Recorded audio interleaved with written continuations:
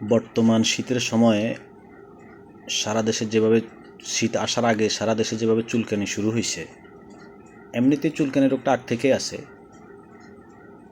তারপরও শীত আসার আগেই তীব্রতা আবার দেখা যায় যে বেড়ে যাচ্ছে। এই বিষয়ে সবাই সতর্ক থাকতে হবে। যেমন স্ক্যাবিসের লক্ষণ কি? সব চুলকানি কিন্তু এক না। বিশেষ করে রাতে ত্বকে ছোট ছোট ফুসকুড়ি, লাল দানা বা ফোস্কা, চুলকানির কারণে গা বা খোসা পড়ে। শরীরের যেসব স্থানে বেশি চুলকানি হয়, আঙ্গুলের পাকে, কবজি, কনুই, কোমর, নাভির আশেপাশে, বগল, বুক ও যৌনাঙ্গের আশেপাশে। শিশুদের ক্ষেত্রে মুখ, মাথা ও হাত পায়ের তলা সব ক্ষেত্রে চুলকানি হয়। সংক্রমণ থেকে বাঁচার উপায়: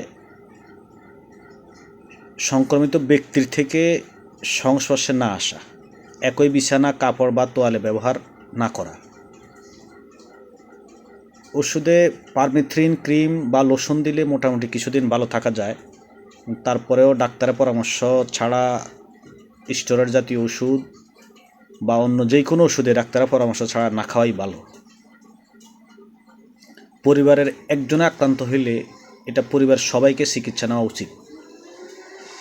কারণ যত্রতত্র চুলকানি হইলেই অ্যান্টিবায়োটিক খাওয়া যাবে না, অ্যান্টিবায়োটিক খাবেন না।